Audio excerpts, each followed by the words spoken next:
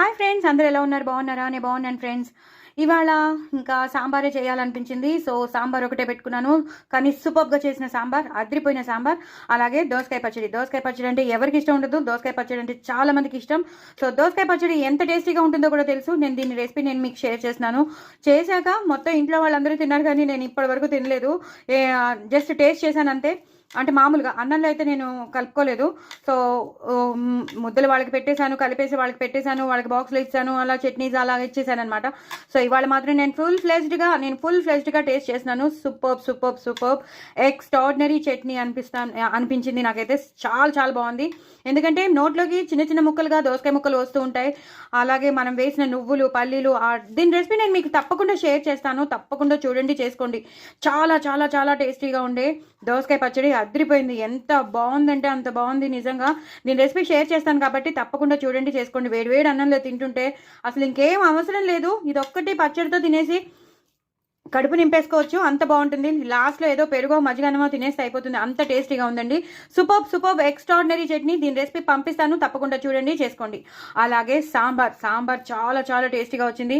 ఇలా సాంబార్ వేసేసుకుని ఇలా మనం తిన్నాం అనుకోండి. నేనైతే ఆనపకాయ ముక్కలు వేసాను, చిలకడ దుంపలు వేసాను, క్యారెట్ వేసాను, ఉల్లిపాయలు వేసాను, టమాటో వేసాను. మీ దగ్గర ఏమేమి ఉంటాయో అవన్నీ వేసుకుని చక్కగా నెయ్యి వేసుకుని తినండి. చాలా చాలా టేస్టీగా ఉంటుంది. నేను ఇంకా నెయ్యి తగ్గించి ఇందులో వేసాను కదా నెయ్యి, అందుకే ఇందులో తగ్గించాను నెయ్యి.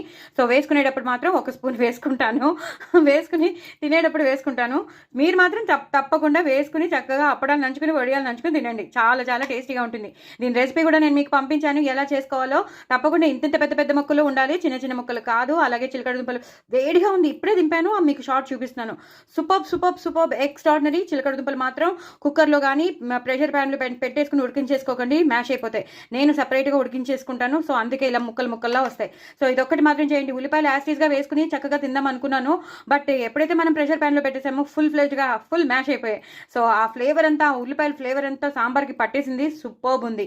అదే కుక్కర్లో అయితే ఉల్లిపాయలు లాగే ఉండిపోతుంది. సో అందుకే చెప్తున్నాను, చాలా చాలా టేస్టీ అయిన సాంబార్ అదిరిపోయింది. నేను చెప్పలేను ఇంకా, అంత టేస్టీగా ఉంది. ఇడ్లీలో నంచుకోవచ్చు, దోశల్లోకి నంచుకోవచ్చు, ఉప్మాలోకి నంచుకోవచ్చు, అన్నంలోకి అయితే ఒక రేంజ్. ఇన్నిసార్లు రేంజ్ అన్నానంటే నేను అర్థం చేసేసుకోండి. తప్పకుండా కొత్త వాళ్ళు ఎవరైనా ఉంటే వాళ్ళు సబ్స్క్రైబ్ చేసుకోండి, ఇంకో నలుగురికి షేర్ చేయండి, నా ఛానల్ని సబ్స్క్రైబ్ చేసుకోండి, ప్రమోట్ చేయండి. కొత్త వాళ్ళు ఎవరైనా ఉంటే వాళ్ళు కూడా నా ఛానల్ని ప్రమోట్ చేయండి, వ్యూస్ పెంచండి. లాంగ్ వీడియోస్ కదా అని స్కిప్ చేయకండి, తప్పకుండా చూడండి, చేసుకోండి, ఎంజాయ్ చేయండి. సాంబార్ని మాత్రం అదిరిపోయే సాంబార్. నా ఛానల్ మాత్రం సబ్స్క్రైబ్ చేసుకోవడం అసలు మర్చిపోద్దు. పిల్లలు అయితే వదిలిపెట్టరు, పెద్దవాళ్ళు అసలు వదిలిపెట్టరు. మీరైతే మళ్ళీ చేసుకుంటూనే ఉంటారు. అంత టేస్టీ అయిన రెసిపీస్ రెండింటివి నేను షేర్ చేశాను. తప్పకుండా చూడండి, చేసుకోండి, ఎంజాయ్ చేయండి. కామెంట్ బాక్స్లో పెట్టండి. బాయ్ అండి.